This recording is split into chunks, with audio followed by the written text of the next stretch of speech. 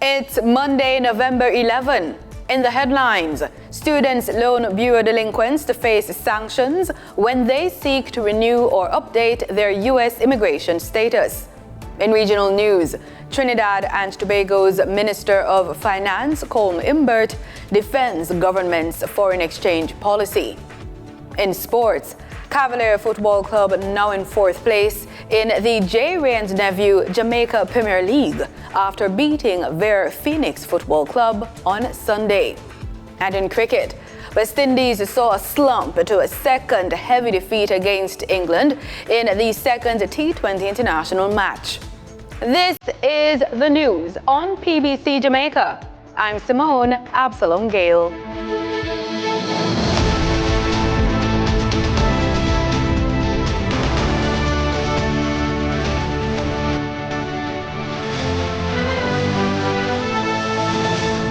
There's a call for the reintroduction of the revised Occupational Safety and Health Act in Parliament. It was initially tabled in 2017 and amendments were made, but that is where it stopped. On Friday, Government Senator Cavan Gale told his colleagues in the upper house that the revised legislation represents a modern, inclusive framework for improving the quality of life for Jamaican workers. Senator Gale says the revised Occupational Safety and Health Act would lead to increased national productivity. Ensuring that employers and employees work together to create safer, more productive workplaces. By mandating joint responsibility, sir, we promote a culture of shared accountability where both parties collaborate to reduce hazards, prevent workplace injuries, and protect lives. Meanwhile, he is also calling for the development of a national workplace health and wellness policy. A national workplace wellness policy would formalize the guidelines for organizations to implement wellness programs that encourage healthier lifestyle, reduce illness-related absenteeism, and improve overall workplace morale. Senator Gale adds that the policy would create a culture of well-being that extends beyond the workplace and into the broader society. When employees are healthy and balanced, their contribution to both their organization and the national economy increases, leading to long-term sustainable growth. Meanwhile, Senator Gale notes the initiatives of the Ministry of Health and Wellness to build capacity within different workplaces settings in which persons work, learn, and play, incorporating measures that are enabling a healthier lifestyle. Jamaica and their U.S. counterparts have forged a partnership to identify Jamaican immigrants with outstanding student loan payments. Manager of the Loan Servicing Department at the Students' Loan Bureau, Cheryl Serjou, says the delinquents will face significant challenges when they seek to update or renew their immigration status.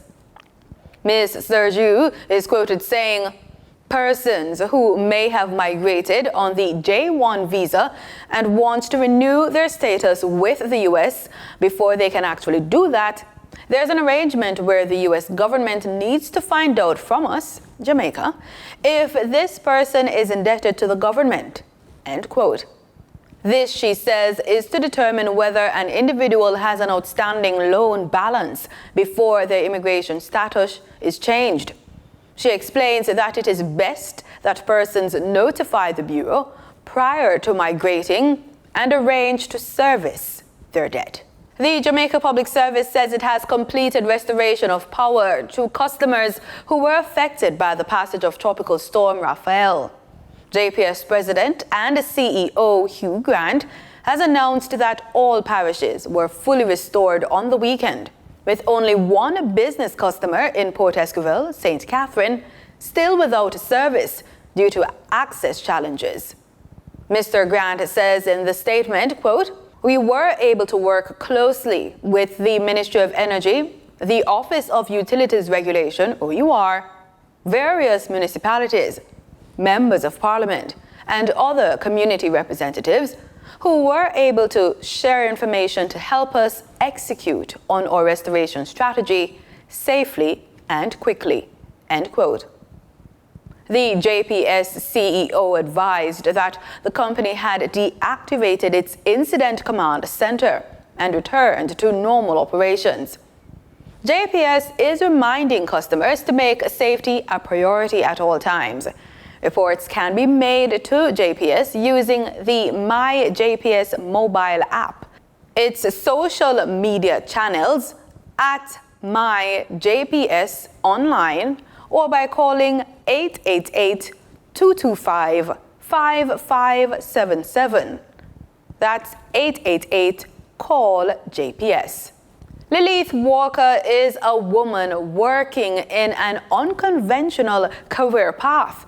She is a landscaper based in St. Thomas.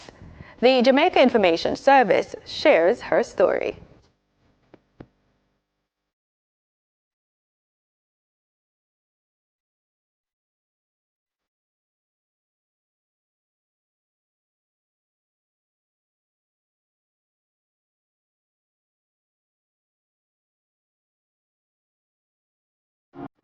The seventh of 8 children, this St. Thomas native is a jack of all trades, and it's safe to say she's a master of at least one. But let's start from the beginning. Young Melva attended licensed primary in the parish, then St. Thomas Technical High School, formerly Stokes Hall. But once she was finished with her schooling, Melva set out for the big city, working for a family of 5 in Kingston as a domestic worker. She moved further west to Old Harbour in St. Catherine, this time as a shopkeeper, and would return east later, where she settled into a family life, getting married and bearing 2 children. While she was doing this, Melva continued a patty business she inherited from her then landlord. Over time, her marriage ended, and Melva was looking for other ways to make ends meet. By this time, she was in her mid-30s. That's when she decided to go into groundskeeping. I mean, never cut yard. I buy one 85 machine and give it to one guy with me and him usual a friend. And he work the machine and he not carry no money, and I say things, all right, bring the machine come give me, I go cut the yard myself. And I just go just like that. I just said to one church sister, say, I beg the yard if you cut, you know. And she say, we have a cutter man. And I say, all right, pray for me, that's God bless me, that's my best, bless my pastor. And from that, I go out there. Can cut yard perfect. After I'm going into landscaping, I see it was better than making patty, because when I'm making patty, sometimes no sleep. Go to my bed all 12 o'clock, wake up 2 o'clock, with bake, supply patty. Melva found her next meal ticket and did not look back. Burst out like BG kite. So after I burst out like BG kite, a lady give me a lot of land for cut down. And the first I drink so much juice in my life. One heap of crowd come down. We see a female using a grass cutter and a hooky machine, chopping down the tree them. So one heap of crowd come down and a look. From that, them start to issue out my number. I work Danvers Pen, Erie Castle, Retreat, Prospect, all over, taking taxi. An admitted flaw in many can make manual labor seem like something to be embarrassed about. Couple that with something that is set apart from men, and the humiliation may double. Fortunately, this was not the case for Melva. People like to see me go out there and work, man, because them proud of me. Proud of me. A whole heap of ratings me get out there with people, whole heap of ratings. And this includes her male counterparts. The man, they like to see me, man. Some of them like come work alongside me to team up with me. And Melva's talents do not stop at groundskeeping. This visual learner has picked up a lot of skills just by watching. I can mix mortar, I use machete, I dig foundation. I take up the block them on the house top, I stay down the ground there so, and throw the sand up on the house top.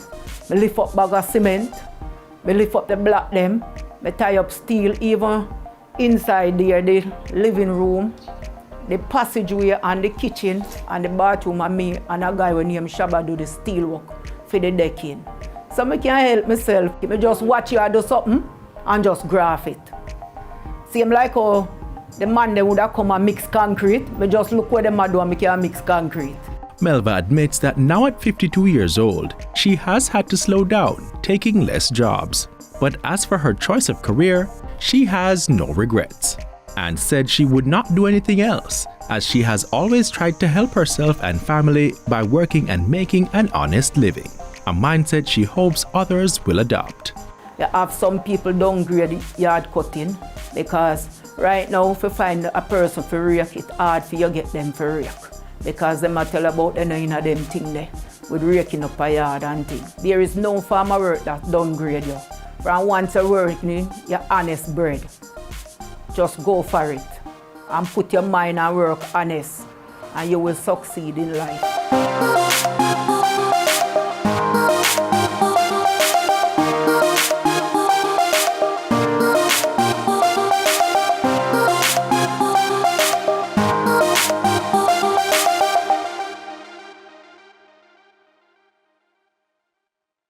Time now for the Business Report with Denise Williams.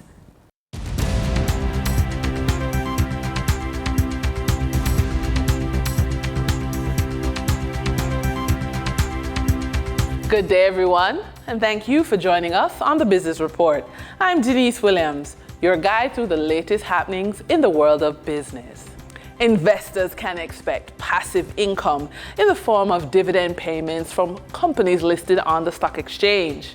First, Access Financial Services Limited has declared an ordinary dividend of 12 cents per share payable on December 6, 2024 to shareholders on record as at November 22, 2024. The ex-dividend date is November 22, 2024. Then, Proven Group Limited has declared a dividend of US 0.0017 cents per share. Ordinary shareholders who have requested payment in Jamaican dollars will receive the equivalent of 0.2697 cents per share. Up next, Grace Kennedy Limited has declared an interim dividend of 75 cents per share payable on December 16, 2024 to shareholders on record as at November 22, 2024. The ex-dividend date is November 22, 2024. Then, Massey Holdings Limited has advised at a meeting of its board of directors to be held on November 19, 2024, a final dividend payment will be considered. The family of Barita Investments founder Rita Humphreys-Lewin has withdrawn claims that Cornerstone, led by Paul Simpson, defrauded Mrs. Humphreys-Lewin out of her shares of Barita Investments. The legal team of the family placed in the newspapers a statement withdrawing the allegations and expressing regret for harm caused. It reads, "In light of the further information and documentation, and having consulted with and taken advice from attorneys at law, and in the interest of justice, the committee withdraws all allegations and imputations of misconduct and wrongdoing against the Cornerstone companies and their officers, Mr. Paul Simpson and Mr. Jason Chambers. We appreciate that certain complaints would have called into question their professional characters, integrity, and judgment, and may have included inflammatory statements about them, and that it may have raised concerns on the part of the relevant regulators." During trading for the period November 8, 2024, the following companies represent the top 3 most active stocks that investors bought and sold on the Jamaica Stock Exchange. Wind energy provider Wigton Energy Limited with 5,083,690 units represent 25.65% of the market volume in terms of sales. Online education platform EduFocal Limited with 2,037,497 units represented 10.28% of the market volume in terms of sales. International brand distributor Lasco Distributors Limited with 1,950,558 units represent 9.84% of the market volume in terms of sales. Moving from the money moves of investors, executives, and companies on the stock market, we turn to the Forex market. On November 8, 2024, the Bank of Jamaica reported that US $61.65 million was bought from Forex traders, while US $66.35 million was sold to Forex traders. Buying directly from the Bank of Jamaica, foreign currency traders sold the US dollar for $159.20 and bought the US dollar for $158.02. The difference between the buy and sell rate was $1.18, which represents a profit for Forex traders for every US dollar traded. Canadian Forex traders earned a trading profit of $1.81 from transactions with the Bank of Jamaica. The Canadian dollar was sold at $115.16 and bought for $113.35. For traders looking at the British pound, they pocketed a profit of $7.09, selling it for $206.56 and buying it for $199.47. For our credit report tip of the day, rebuilding your credit as you grow income streams gives you more financial resilience and more options, especially when relying on employment alone may feel uncertain. Consider these strategies to help rebuild credit and strengthen your income stability. Number one, diversify your credit utilization. Spread out small, manageable balances across multiple credit accounts. This keeps utilization low and builds resilience into your score. Second, embrace debt as a tool, not a burden. Use low-interest lines of credit to invest in income-producing assets that cover the debt while building long-term wealth. 3, establish microcredit streams. Freelancing, side gigs, or renting out unused assets can provide extra funds to pay off debt and build credit faster. And with that, we wrap up today's business report. I'm Denise Williams. Appreciate your company. Stay well informed, stay ahead of the curve. Until our next update, take care. In regional news, in Trinidad and Tobago, Minister of Finance Colm Imbert is defending government's actions and decisions regarding its foreign exchange policy. Statement on Sunday afternoon, Minister of Finance Colm Imbert countered recent media commentary regarding the availability and distribution of foreign exchange and recommendations for the TT dollar to be floated against the US dollar. Minister Imbert noted that the IMF's call for greater exchange rate flexibility is not new, having been made as far back as 2012. He acknowledged that past governments, including the United National Congress, did not heed these recommendations. He said the current PNM government has maintained a fixed exchange rate since 2015 to control inflation and prevent adverse impacts on the vulnerable population, arguing that devaluation would significantly increase the cost of living without providing additional US dollars. The finance minister also responded to calls for greater government involvement in forex distribution, reiterating that he will conduct consultations with various interest groups to determine the best way forward.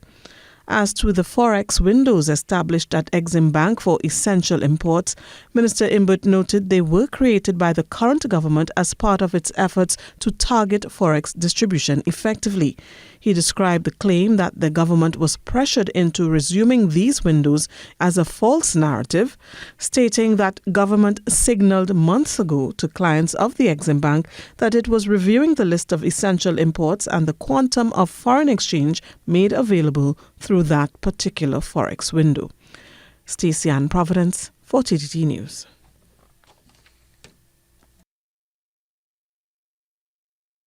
In Antigua and Barbuda, Tourism and Civil Aviation Minister Charles Fernandez says significant interest has been expressed in the old terminal of the VC Bird International Airport. The minister made the disclosure during an interview with ABS News, where he also restated his expectations for a record year in tourism. Alicia Humphreys from ABS News reports. The old VC Bird Airport terminal could be back up and running in 2025. So says Tourism and Civil Aviation Minister, the Honourable Charles Fernandez. We are working to see if we can get the old terminal up and functioning. We have at least one airline out of the Middle East that's looking forward to perhaps partnering with us to take that over because they want to bring their own carrier in. So that's something we're in the early discussions with, and that's something we'd like to happen as early as next year. He also comments on another development on the civil aviation front as he welcomes the return of weekly flights by German carrier Condor. That's very important. It's an additional opening for us in terms of Europe. We're hoping that that will allow for us to add other gateways through Germany coming to Antigua. He also says the country is primed for a record year in tourist arrivals. Cruise line is going to pass 800, just under 900,000. The air arrivals should be between 325, 350, around there, 1,000. The big boat show, first week of December, is totally sold out. We have yachts, mega yachts want to come and they can't. There's no berthing space for them. Minister Fernandez says there is hope that the build-out of the land-side component of the cruise port development will begin before year's end. We are hoping very soon to start the build-out on the cruise, the land side of the cruise port. That is something we should be breaking ground officially because, of course, they've already cleared the area, they've already fenced it. I think the last person to leave would be the Barnes Funeral Home. They are still committed to breaking ground officially within a couple of weeks. So that is something you'll see that's in excess of 30 million US build out, which is going to see the whole extension of Heritage Quay. Alicia Humphreys, ABS News. In St. Kitts and Nevis, the Traffic Department's vehicle registration system has been improved. As part of these enhancements, all vehicle inspection agencies are now required to submit inspection reports digitally to the IRD. This updated procedure will streamline the inspection process, making it faster, more efficient, and environmentally friendly. The Royal St. Christopher and Nevis Police Force, in collaboration with the Inland Revenue Department, has issued a release announcing that as of January 2025, submission of inspection reports for vehicles will be done digitally and physical copies will no longer be accepted. A press release from the St. Kitts Nevis Information Service said the Royal St. Christopher and Nevis Police Force, in collaboration with the Inland Revenue Department, is informing the public of new improvements to the Traffic Department's vehicle registration system. As part of these enhancements, all vehicle inspection agencies are now required to submit inspection reports digitally to the Inland Revenue Department. The updated procedure will streamline the inspection process, making it faster, more efficient, and environmentally friendly, the release said. They note that this change is in line with the commitment to improving service standards and ensuring accurate, up-to-date records within the vehicle registration system. The release noted that vehicle owners and inspection agencies are encouraged to familiarize themselves with the new digital submission process in advance to prevent any inconveniences or delays in the vehicle licensing process. The Traffic Department has been working closely with the inspection agencies to ensure a smooth transition and has provided the necessary guidance and resources to facilitate this change, the release disclosed. For further information on the digital submission process or any assistance needed, persons are asked to contact the Traffic Department or the Inland Revenue Department. I'm Andre Huey for SKN Newsline. In sports, we begin with football. On Sunday, Cavalier FC struck a 2-1 win over Ver Phoenix United at Sabina Park in the Rand-Nephew Jamaica Premier League. Cavaliers' Dwayne Atkinson found the back of the net in the first minute.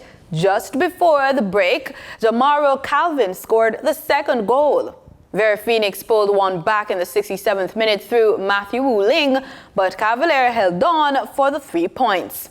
After 4 wins and 3 draws, Cavalier moves into 4th place on 15 points, while Ver remains 9th on 8 points. Here's a look at the other match results for the weekend.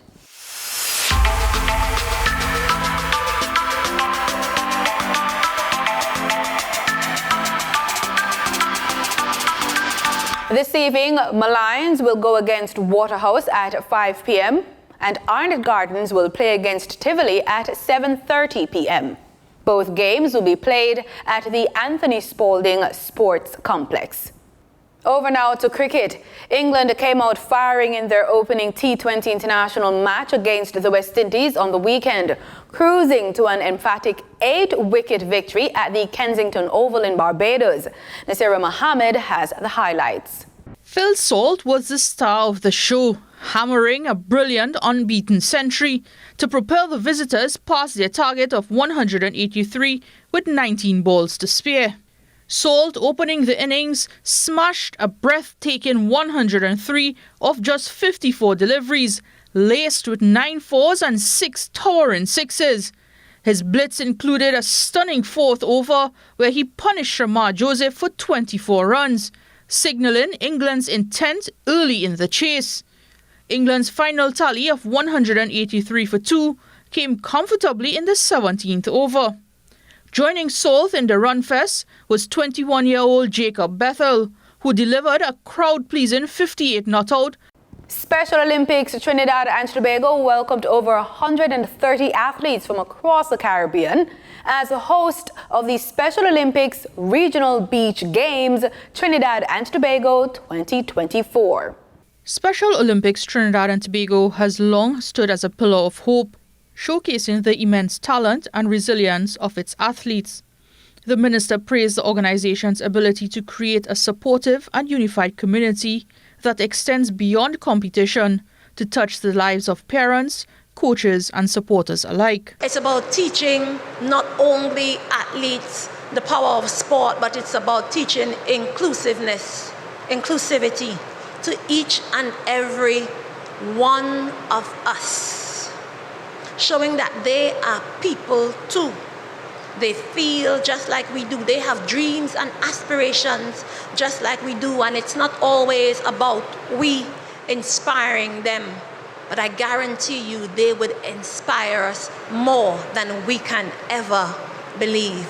This is about changing the nation. It's about changing the Caribbean. Minister Kajol Lewis' address shed light on the ministry's commitment to inclusivity through initiatives that equip coaches with adaptive sport training and introduce parasports to students. This year, our inclusive sport coaching and leadership workshops have equipped over 40 practitioners both in Trinidad and Tobago with the skills to lead adaptive sport, reinforcing our dedication to building a diverse, accessible, and inclusive sporting environment for all.